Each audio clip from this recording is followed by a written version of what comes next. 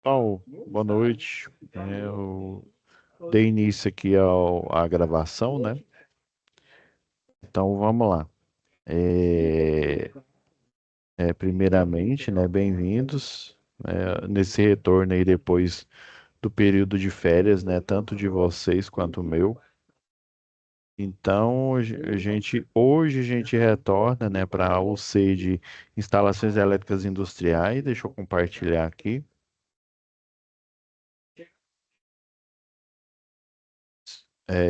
Um pouquinho o navegador. Então, pessoal, lembrando que vai terminar, ó, o C termina dia 9, né? Vai ser na sexta-feira agora. Então, essa aqui é a última aula.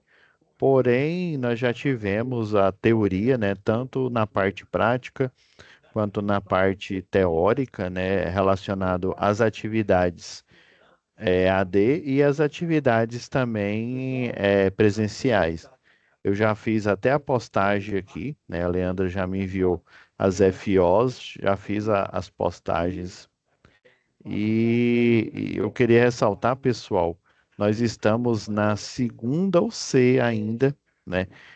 É, é no módulo base, no módulo específico 2, que é instalação elétrica industrial, acionamentos, né, e projetos elétricos industriais. A gente começou pela UC9, porque na UC9 a gente foca em acionamentos elétricos, basicamente, né? Ou seja, acionamento de máquinas elétricas em modo motor, né? O motor elétrico. A próxima UC, que vai iniciar dia 12/8, lembrando aqui, pessoal, eu já pedi para a monitora nova de vocês, vou até abrir aqui, é a Flaviane Vieira, tá bom? Não, não é mais o Fabrício. O Fabrício ele estava como monitor só enquanto fazia essa troca, tá? Então é a Flaviane Vieira. Qualquer pergunta e qualquer dúvida relacionada, né? Ah, eu não estou vendo minha nota aqui. Às vezes você me manda mensagem aqui na plataforma, né? Eu não consigo responder em tempo.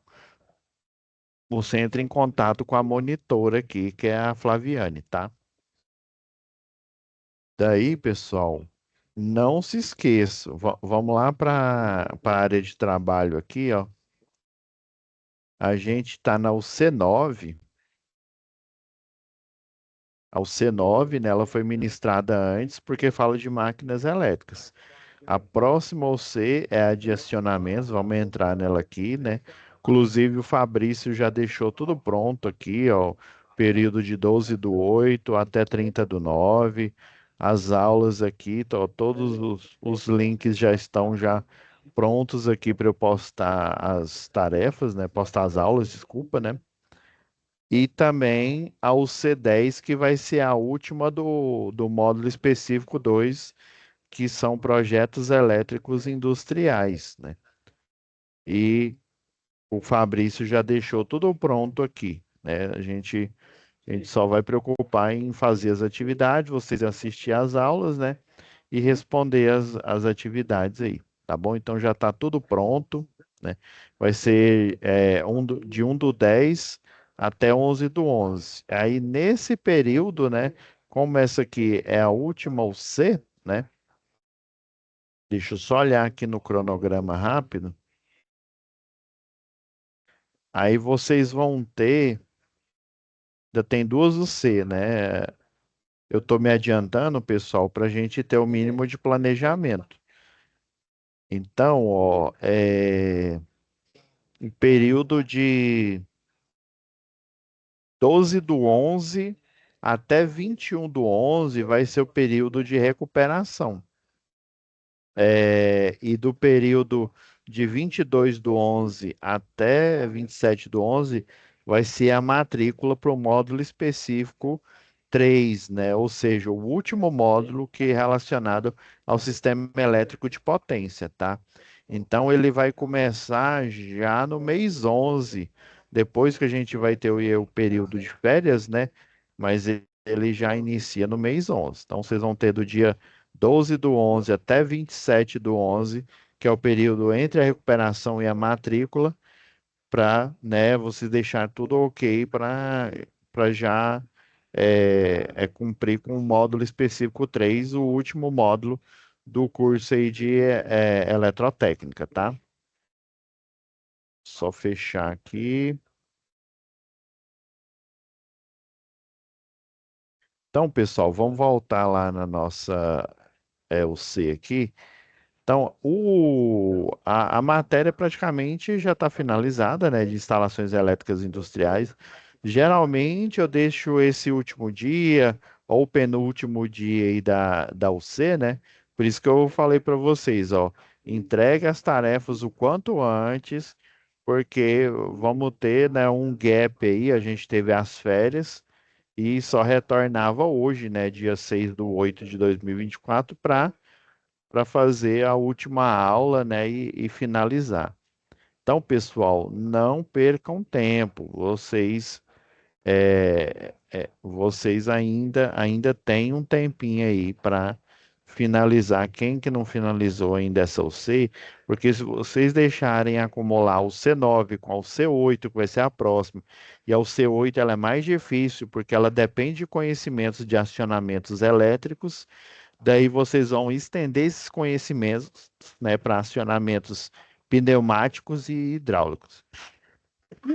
Desculpa aí, gente. Então, o que que eu pensei aqui? Na última aula a gente falou sobre é, aterramento e, vamos lá, em videoaula. Em aterramento, foi a parte aqui de aterramento, né? Os tipos de terra, né? O TT, o TN, o IT. E a gente falou também sobre SPDA, e daí a gente já deixou, já, como se diz aí, aberto para a gente falar de um último assunto aí, que é a parte aí de transformadores, tá? Relacionado às tarefas, né? A gente já tirou todas as dúvidas que podiam ter aparecido.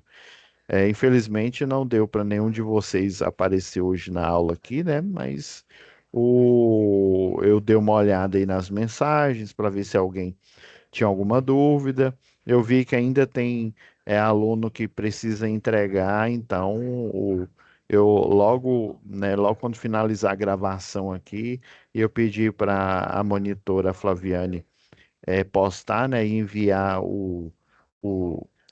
aquela mensagem que a gente sempre manda, né, reforçar para que vocês façam, finalizem essa UC para não deixar acumular, pessoal.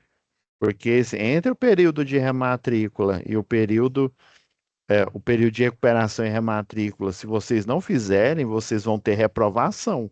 Daí vocês vão ter que esperar outra turma rodar para vocês acompanharem. Pensa, outra turma no módulo específico 2, né, na UC9.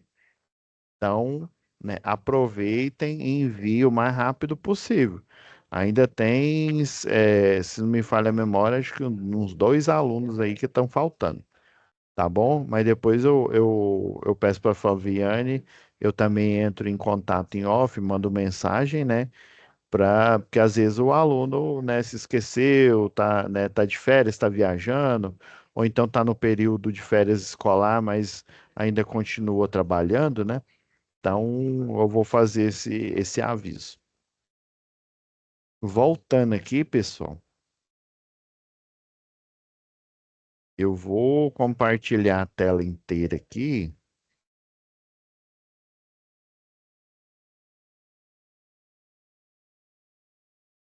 e a gente vai falar sobre parte de transformadores que eu até deixei já aberto. Vamos fazer só um overview, né? Um último. Eu vou pôr a tela inteira aqui que vai ficar melhor para a gente. Já deixei aberto aqui. A vantagem é que quando a última vez que a gente abre o arquivo na pasta, né, ele volta para a mesma página. Então, lembrando que essa UC aqui tem duas bibliografias, né? Ah, professor, onde que é a mesma bibliografia? Ó, você vem aqui, ó, conteúdo do curso e tem as duas apostilas. A gente verificou, né, o conteúdo da apostila um, que basicamente foi tudo que é necessário para o entendimento de acionamentos elétricos, né? A gente pegou cada dispositivo, pegou a norma aí, a NBR 5410, esmiuçou ela nesse sentido, né, os dispositivos aí de manobra, de sinalização e proteção, os tipos de acionamento, que inclusive foi o inicial, né, foi a atividade um, que era para você detectar e reconhecer, né, os acionamentos existentes, né, naquela instalação. Eu vou até colocar aqui de lado aqui para facilitar na sua vida. E aí lembrando, pessoal, por que, né, o que que motiva uma instalação elétrica para as máquinas elétricas em modo motor, em modo gerador, ter uma partida tão elaborada? Lembra que a gente tem o que? A corrente de partida, ela é em média, né? Existe uma relação que a gente vê lá no motor elétrico, né? Uma relação. Quando é o motor elétrico, né? Eu comentei isso para motor e eu já ia comentar isso aqui para transformador. Acredito que na última aula eu falei. A gente tem para o motor elétrico a corrente de partida, né? Que nas bibliografias aí, né? Em média 8 a 10 vezes a nominal. A maioria das bibliografias que eu conheço fala que, em média, a corrente de partida é 8 vezes a nominal, né? Já havia alguns com 10. A gente viu até um exemplo de uma máquina em que essa corrente de partida era, no exemplo lá, né, era cerca de 6 vezes e meia, né, a nominal, né? Lembrando que a máquina elétrica, para ela sair da inércia acima de 7,5 CV, já é necessário eu elaborar uma partida diferente da partida direta, né? Foi Desculpa, gente. Foi esse o primeiro questionamento que eu fiz, né? Por que que no motor elétrico eu tenho que ter, né, botoeiras, eu tenho que ter um contactor, né? Eu tenho que ter, dependendo, vai aumentando a potência, né? Eu tenho que ter uma partida indireta, né? Uma soft starter, um inversor de frequência. Lembrando que o soft starter e o inversor de frequência é um controlador lógico programável, né? Mais conhecido como CLP, né? Então, eles são, tanto o Soft Starter quanto o CLP, eles são, ou o CLP não, desculpa, o inversor de frequência, eles são na sua gênese CLPs, né? Ou seja, computadores que têm dispositivos, né? Que têm portas de entrada de sinais, né? De comando, portas de saída de sinais, existe uma alimentação elétrica, essa alimentação para ele funcionar, né? Para a CPU dele funcionar, ela pode ser alternada, pode ser contínua, né? Então, e ela é capaz, né, já que ele tem um processador, né, é capaz de fazer o controle, por exemplo, diminuindo o nível de tensão, igual a gente numa chave compensadora, por exemplo, né, que a gente utiliza um transformador, uma porcentagem ali, né, cerca de 40, depois 60%, né, acho que 33, se não me engano, para você diminuir o nível de tensão. Diminuindo o nível de tensão, consequentemente, você diminui a corrente de partida, a corrente nominal, né? E, consequentemente, a corrente de partida, ela vai diminuir, né? Ok. Daí a máquina elétrica, né, ela precisa dessa estratégia porque no transitório, ou seja, na partida, ela vai aumentar muito a corrente e daí o sistema elétrico de potência, né, mais especificamente as proteções, elas vão entender que é ou uma sobrecarga ou um curto-circuito, né? Então essa sobrecarga, esse curto-circuito, ele vai acionar uma chave fusível, por exemplo, de um poste, né, desligando não só o cliente, mas desligando vários clientes que estão em volta dele ali, né? Geralmente isso acontece num cliente industrial e também ela pode acionar, né, o relé lá do disjuntor do próprio cliente, né? Entendendo que é ou uma sobrecarga. O que que é sobrecarga? É potência acima da potência de trabalho, acima da potência de especificação, né, da máquina elétrica em si, né? Se a máquina elétrica tem uma potência, sei lá, de 4.000 watts, né, volt-ampere aí, né, aparente, a sobrecarga, você vai ligar uma máquina acima desses 4.000, por exemplo, de 5.000, né? Ou seja, você está com uma carga, quando a gente fala de carga, né, fala de potência, né, mecânica, potência elétrica, né, acima do que o que foi projetado. Isso que é na teoria, né, o que é uma sobrecarga. Aí já um curto-circuito é eu não ter simplesmente uma carga para dissipar energia, né?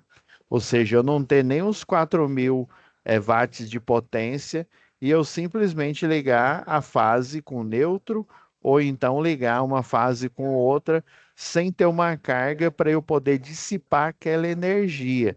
Daí a corrente ela vai tender ao infinito provocando, né, um aumento de corrente exponencial, né, por isso que chama corrente de curto-circuito também, porque eu não tenho um elemento resistivo ali, eu retirando esse elemento resistivo, a energia ela vai se dissipar no próprio barramento, né, nos próprios condutores. Os condutores e os barramentos, eles vão se transformar em uma carga.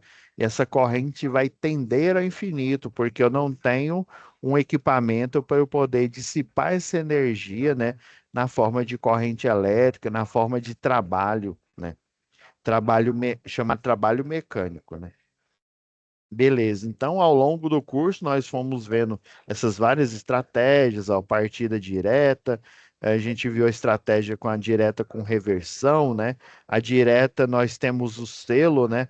Fundamental com que a botoeira, né? Ela fique desligada quando você aciona, né? Porque ela é um pulsador. Então, eu preciso fazer o selo.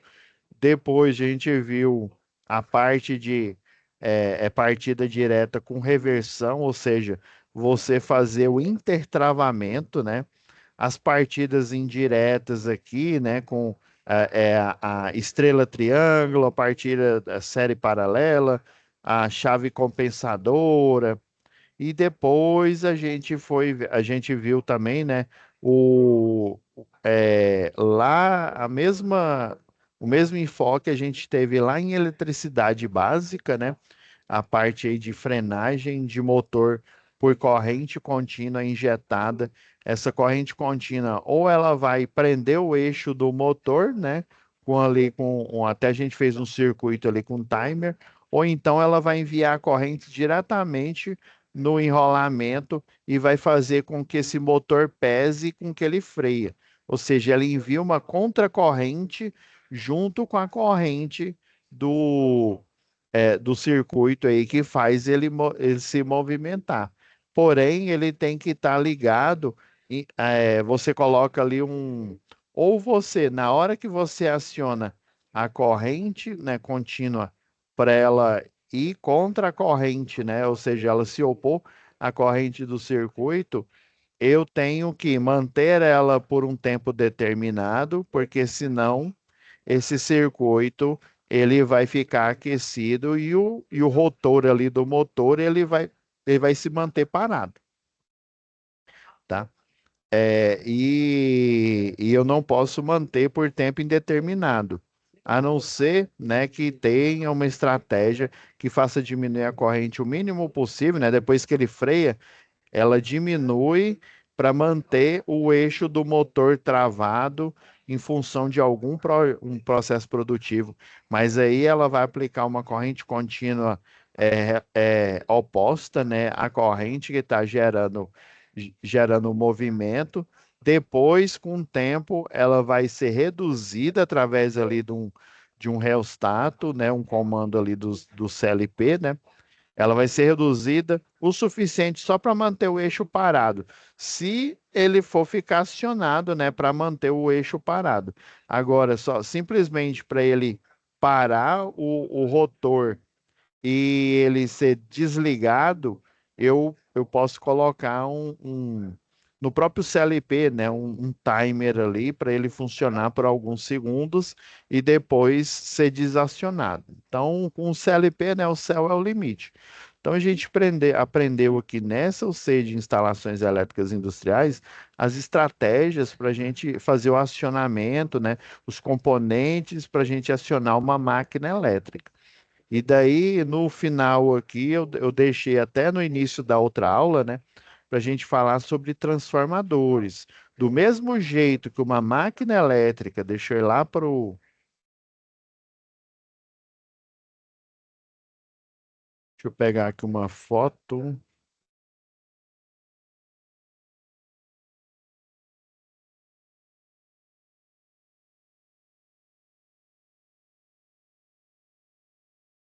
Do mesmo jeito que o motor tem uma corrente de partida, né, corrente nominal, o transformador, principalmente esse transformador aqui, que é um transformador de potência, deixa eu diminuir aqui o traço. Então, ó, enquanto esse daqui, vou mudar a cor aqui, ó, enquanto ele tem uma corrente de partida, né, que na média, né, aproximadamente, eu vou colocar aqui a maioria, 8 vezes a corrente nominal, no transformador, nós temos uma corrente de magnetização chamada de corrente em rush.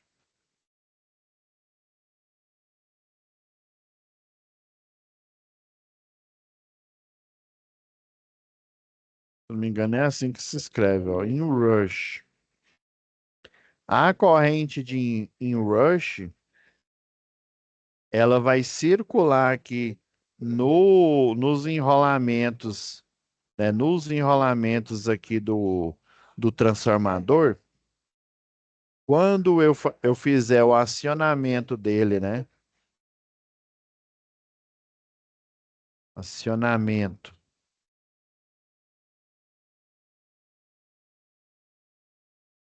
a vazio, né? Eu vou ter do mesmo jeito, ó. Eu tenho uma tensão,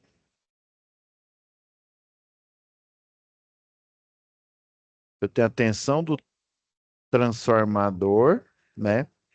E vamos colocar aqui de outra cor. Eu vou ter, quando eu acoplo uma carga, né? Ou seja, eu acoplo nesse transformador aqui, ó,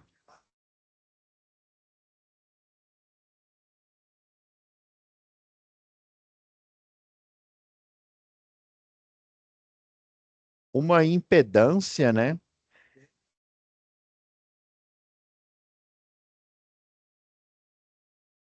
E essa impedância, né, ela vai ter a parte real, né, que representa a resistência elétrica lá do CEP, né?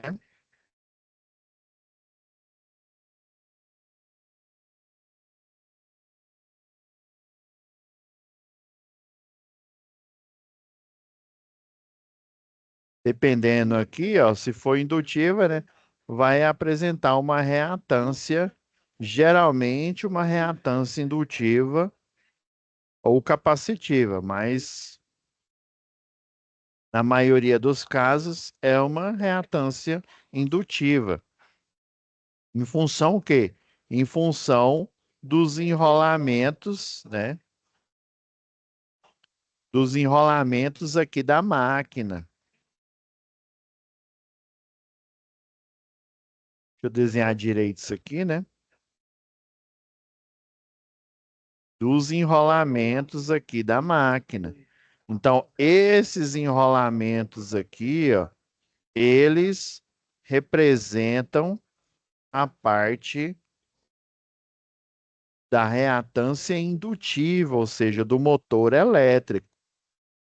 Daí, antes de eu acionar ele, eu tenho aqui, né? Na hora que eu aciono uma máquina elétrica, né? Ou, né, várias máquinas elétricas de um cliente industrial aí, por exemplo, né? Eu vou ter a tensão do transformador e eu vou ter também a corrente, né, que está saindo do transformador aqui, ó, que alimenta aqui a carga. Só que na hora que eu aciono esse transformador aqui, ó, antes mesmo, vou até apagar aqui para desenhar melhor,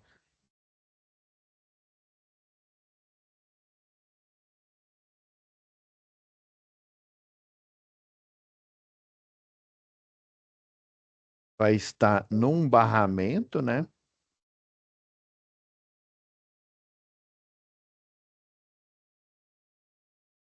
Aí, óbvio, né? Ele vai passar pelo transformador, né? Do transformador de, por exemplo, 69 kVA. Daí ele vai para um barramento 13,8 kVA. Desse barramento 13,8, ele vai para outro transformador.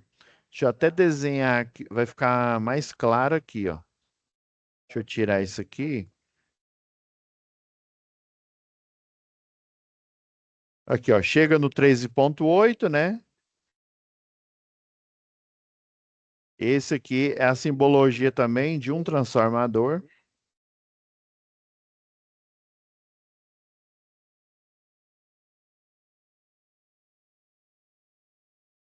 Daí, geralmente, essa parte está em triângulo, a outra aqui está em estrela. Esse transformador, ele é 13,8 no primário. No secundário, ele, por exemplo, é 220/380.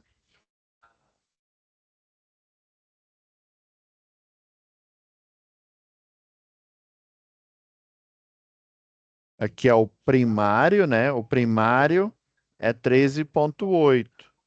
O secundário é fase 220, duas fases 380 e três fases 656, geralmente é 660, né? Por que que eu sei disso? 220 é uma fase. Se eu pegar o 220 e multiplicar por raiz quadrada de 3, dá 380. Se eu pegar o 380, multiplico por raiz quadrada de 3, que são três fases, né? Vai dar o 656, a gente aproxima para 660. Então, essa parte aqui é o secundário, é a baixa tensão.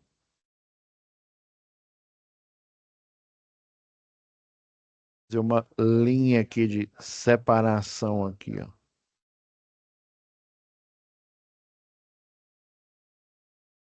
Daí, ó, ele vai interligar para cada um deles, né?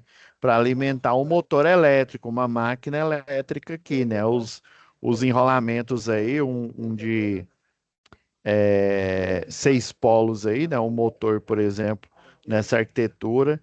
Aí a corrente em vazio, em rush, você tem a tensão, a corrente aqui do trafo, ó, esqueci de.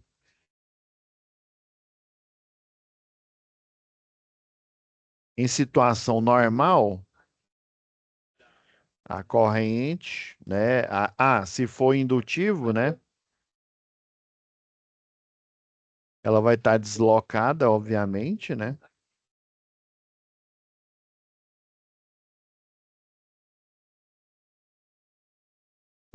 Vamos pegar 90 graus aqui de deslocamento.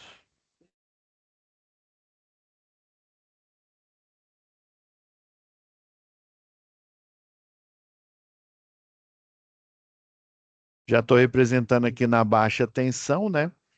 E daí essa corrente, isso aqui, numa situação em carga. Agora, quando ele está vazio, né, que é a corrente chamada corrente em rush, nessa situação aqui, ó,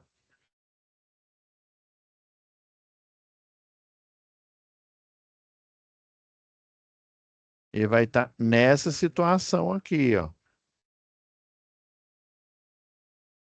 A gente vai ter a tensão do transformador, né, ou do trafo.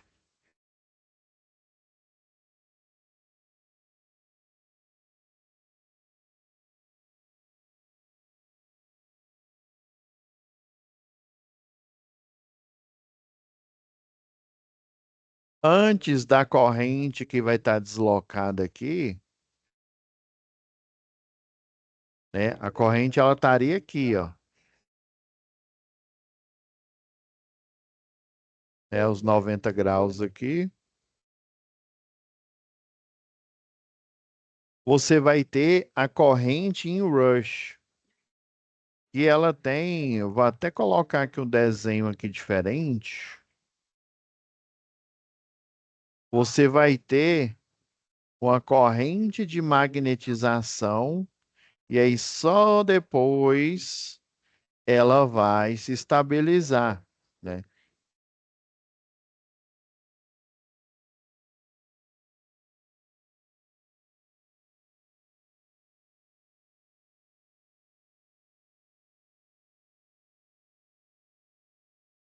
Então, ó, você vai ter.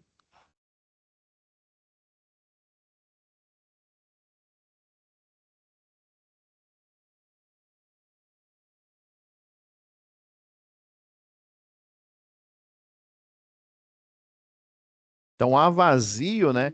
E a característica é que esse transformador, tanto o trafo de potência, né, quanto o trafo de distribuição que vai estar lá na rede de distribuição urbana, né, chamada RDU, né? Eles vão ter uma característica, vão apresentar um silvo, né? Ou seja, um barulho, né? Aquele barulhinho, né? Quanto maior essa corrente em rush, né? Ele é a vazio, né? Funcionando a vazio, na hora que você fecha o barramento, né? Isso é óbvio, isso não vai acontecer sempre, não. Na hora que você fecha ou o trafo de potência, né? Então, isso vai acontecer em dois níveis. No trafo de potência, né?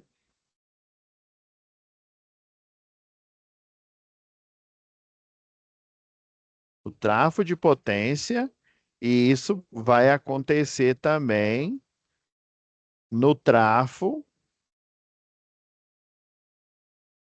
da RDU, rede de distribuição urbana, né? Você também tem a corrente em rush. Então, essa corrente ela vai apresentar um pico semelhante, né, lá no fechamento do barramento, eles chamam de transitório, né? No momento em que eu estou fechando a chave fusível, fechei a chave fusível do transformador, né? O eletricista de rede, né? Ele vai usar uma vara de manobra universal. Ele também vai utilizar nessa vara de manobra universal para fazer a abertura, né? Por exemplo, a abertura em carga, ele utiliza o DAC, o dispositivo de abertura em carga. Agora, na hora do fechamento, ele vai tirar o DAC e colocar uma ponteira universal. Essa ponteira universal é semelhante a um dedo mesmo. Ele tem um olhar lá na chave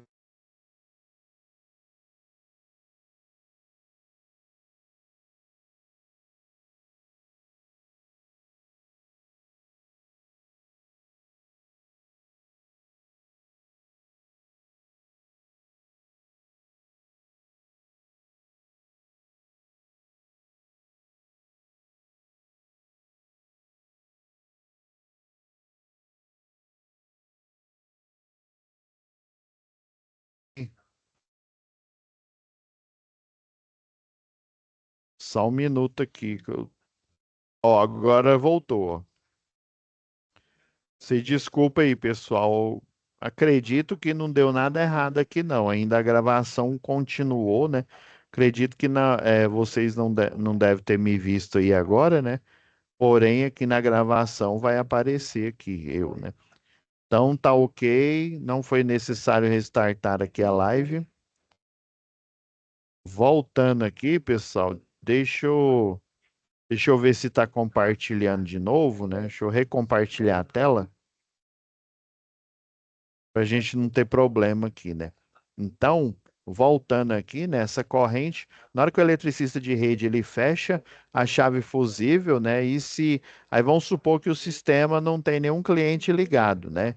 Obviamente não vai ter a corrente do arco elétrico. Porém, essa corrente que vai aparecer aqui, né? E que é por isso que é necessário o eletricista de rede fechar rapidamente, né? Assim, a probabilidade maior é que tenha algum cliente conectado na rede, né? Quando você fez o desligamento para dar uma manutenção, né? Na hora que você fecha, alguns clientes eles vão estar os equipamentos vão estar ligados e aí vai ter um consumo alto de energia, né, de corrente elétrica nesse período. Aí essa não é a corrente em rush. A probabilidade de acontecer um arco elétrico é grande. Porém, vamos supor que não tem nenhum cliente ligado na rede, principalmente os industriais, né? Porque quando tem uma queda de energia, o que que acontece? Vai entrar no no break da indústria, né? E depois de, em média, 15 minutos, caso, né, a energia não seja restabelecida, antes disso, né, o grupo motor gerador ele já funciona, depois ele faz o paralelismo, né, vendo que o circuito lá pelo algoritmo de Pushlovsky está ok, né, tá em paralelo, né, fasear do grupo motor gerador está sincronizada com a faseada concessionária, ele pega e volta a funcionar, né? Então, dependendo, às vezes o cliente ele vai estar utilizando o grupo motor gerador, então não vai haver uma corrente de pico. Porém, a corrente, esse estampido, né, esse silvo que você vai escutar, né, do transformador, ele, né, tipo ele rangendo mesmo, não é essa corrente de fornecimento abrupto aí de energia. É a corrente em rush que vai aparecer no transformador. Desculpa, gente. Semelhante à partida de um motor elétrico. Daí, do mesmo jeito, ela é transitória. E pode acontecer da chave fusível, no caso de uma rede de distribuição urbana, ou a chave, geralmente é uma chave, ela tem uma lâmina, né? Ela é parecida com a faca, porém no barramento, né, que compõe a lâmina, ele tem um elemento de proteção, né? Ou seja, ele tem a vantagem da chave faca de acionamento rápido, né? Com a proteção de um fusível que ele estaria, né, na maioria dos casos aí só numa chave fusível. Então, ele vai acionar e corre o risco dele, né, dele dar um coice e retornar em função dessa corrente aqui em Rush, né? Ele entender o sistema de proteção, entender que é um curto-circuito ou uma sobrecarga. Porém, ele é transitório, né? Por isso que na rede de distribuição o eletricista de rede tem que fechar rapidamente e lá na subestação, né, por exemplo, esse transformador de potência que tem aqui na tela, o sistema, o SCADA, o sistema supervisório, né, porque tem dois jeitos de você acionar, né, o, o dispositivo lá de proteção, né, ou para fechar os circuitos, né, para acionar lá o barramento da subestação, ou para você efetivamente aplicar a proteção, né, desligando o circuito. Tem como você fazer isso, e na maioria dos casos ela é telecomando, né? Ou seja, o sistema supervisório lá, o SCADA, né, o sistema de supervisão e aquisição de dados, né, o computador ali, ele vai entender e vai fazer esse fechamento de uma forma que ele evite, né, que a corrente em rush no transformador de potência ela perdure por mais tempo, né? E tem um outro jeito que é para você fazer manual. Daí você vai ter uma caixa, né, uma caixa de partida logo abaixo, lá na subestação, né, de cada uma das fases, ela está interligada. Daí você vai girar essa manivela, né? Essa manivela ela vai acumular uma energia potencial elástica na mola e depois, né, quando você termina de girar a manivela, ela de uma vez vai fechar ou abrir o circuito, né? Nesse caso aqui é para fechar, né? Porque tá havendo a ligação aqui da subestação, né? Tá havendo o que o pessoal chama de start, não. É start também, né? Eles chamam de comissionamento, né? Ou a primeira vez que você vai ligar uma subestação, né? Um grande cliente, ou então, né? Em função aí de uma manutenção, houve a necessidade do desligamento. Aí o que que vai acontecer? Você vai fazer esse comissionamento aí, né? Vai verificar todos os dispositivos de proteção, os dispositivos de comando, né? Tem empresas especializadas que fazem isso para concessionária de distribuição. Geralmente é a concessionária de distribuição, né?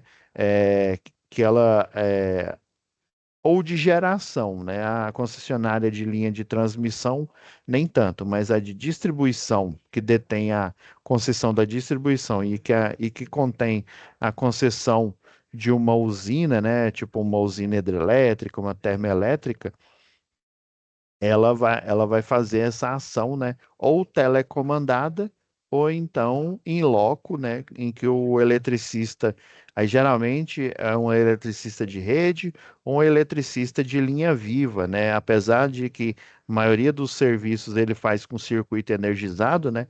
Porém, ele tem expertise, ou seja, ele tem um conhecimento e dependendo aí do quanto tempo que ele está trabalhando, né? Ele também ele tem a habilidade necessária para fazer esse tipo de manobra arriscada, né? O conhecimento e a habilidade para fazer essa manobra arriscada aí, tá? Então, ele vai acumular energia potencial elástica aí na mola e de uma vez a mola vai soltar energia semelhante a um contactor lá numa partida aí, por exemplo, aí uma partida direta ou indireta aí de um motor elétrico. Na aula passada, o que que falta mais? A gente até falou, né, do transformador redutor, abaixador, é chamado de autotransformador, né? Ele pode elevar ou diminuir o nível de tensão aí conforme a aplicação, tá? A gente falou também dos enrolamentos, né? Os enrolamentos, eles não são uma peça, é uma peça única, né? São chapas para justamente a relutância, né? É o fluxo magnético aqui, né? O campo magnético, é semelhante, né? Ao efeito da resistência elétrica lá da primeira lei de Ohm, né?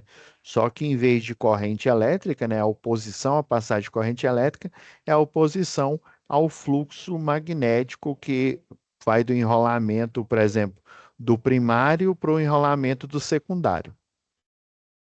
Então, um exemplo aqui, ó, de uma bobina aqui, um enrolamento, tá vendo? Ó, todos para o fluxo magnético, né? As linhas de campo, né? As linhas de fluxo magnético andarem aqui, né? Elas trafegarem no núcleo do enrolamento em linha reta, né? Ou seja, um fluxo com linhas perfeitamente paralelas, né? Lembra? Que o campo elétrico e o campo magnético, eles são ortogonais, né? Eles estão em um ângulo entre si aí de 90 graus. E na teoria aí de equações diferenciais, né, quando você mantém a ortogonalidade do sistema, você também vai manter a eficiência na transformação aí, né, o fluxo magnético passa da bobina do primário para a bobina do secundário, ou seja, ou elevando ou diminuindo o nível de tensão com o máximo de rendimento possível. Se esse núcleo aqui ele fosse é, uma chapa metálica aqui, né, uma peça usinada, com certeza esse núcleo magnético, esse campo magnético aqui, a densidade de campo, né, ela iria viajar de forma errática, ou seja, a uma linha de campo ia cruzar com a outra, elas não ficariam perfeitamente ou paralelas, né? As linhas de fluxo magnético entre si, elas têm que andar perfeitamente paralelas. E as linhas de campo elétrico, né? Também entre si, elas andam paralelas, ou seja, elas não se cruzam e também entre o campo magnético e o campo elétrico, eu preciso de uma ortogonalidade, ou seja, eu preciso de um ângulo de 90 graus. E com um núcleo sem ser de chapas metálicas, né? Essas chapas também, ó, elas são, cada uma delas aí, né?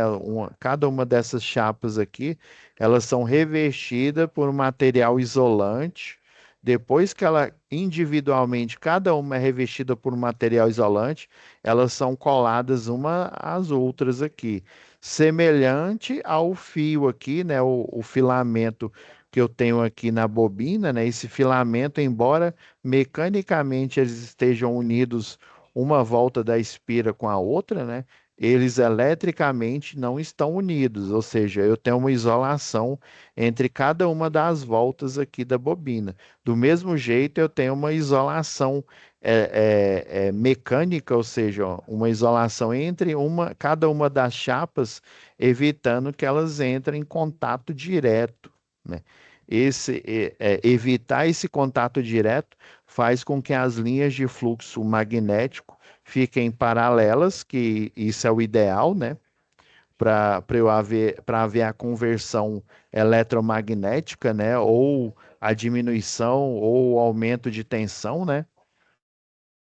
Então é preciso, do mesmo jeito que a bobina, ela é revestida por uma resina, a chapa de aço silício aqui, elas também são envolvidas por um material isolante para evitar que elas tenham contato mecânico direto. E o único contato que elas têm é um contato magnético, é um contato de linhas de campo, densidade de campo magnético, tá? Então é isso, pessoal. Finalizamos aqui na aula passada, a gente até falou sobre os vários tipos aí, né, de simbologias, né, relacionado à ABNT, né, o núcleo, ele pode ser vazio, ou seja, ar, ele pode ser um núcleo de ferro, né, uns chamam de núcleo de ferro doce, então, dependendo aí da arquitetura, quando eu falo arquitetura, lembrando que é a construção, dependendo dessa arquitetura, eu vou ter uma conversão eletromagnética, né, no sentido de aumentar ou diminuir de forma mais eficiente a DDP, né, o potencial elétrico dentro do sistema elétrico de potência, né, até chegar lá no cliente final, né, no consumidor. Lembra lá de NR10, as fases do sistema elétrico potência? Geração, transmissão, distribuição e consumo. Não é? Não vai me colocar lá no exercício fase A, fase B, fase C, não, viu? Essa fase que a gente está falando são as etapas. A etapa de gerar, ou seja, construir a energia, a etapa de transmitir pelas linhas de transmissão, a etapa lá nos centros urbanos, né? Ou então ali na borda do município, né? Na zona rural distribuir a energia e no final, a etapa final é fornecer essa energia que foi criada, transmitida e distribuída para o cliente final, que pode ser o residencial, pode ser o comercial ou o industrial, tá bom? Então é isso, pessoal. Não se esqueçam, viu? Quem ainda não enviou as atividades, só são duas atividades aqui, ó. Envie por gentileza. Já na próxima semana vamos iniciar, né? A gente iniciou por instalações elétricas industriais, porque fazia mais sentido, né? Agora vocês vão precisar desses conhecimentos aqui de instalações elétricas industriais para utilizar lá em acionamentos pneumáticos e acionamentos hidráulicos, tá bom? E também tem os acionamentos eletropneumáticos e eletrohidráulicos, ou seja, misturando a elétrica que a gente aprendeu aqui, instalações elétricas industriais, com a pneumática e a hidráulica, tá? Então é isso, pessoal. Deixa eu parar aqui de compartilhar. Fiquem com Deus. Lembrem-se, envio quem ainda está faltando, envia as atividades e próxima semana, nova UC, acionamentos, que é o C8, né? Acionamentos hidráulicos e pneumáticos, tá? Vou parar aqui a gravação. Fiquem com Deus e até a nossa próxima web aula, na próxima UC.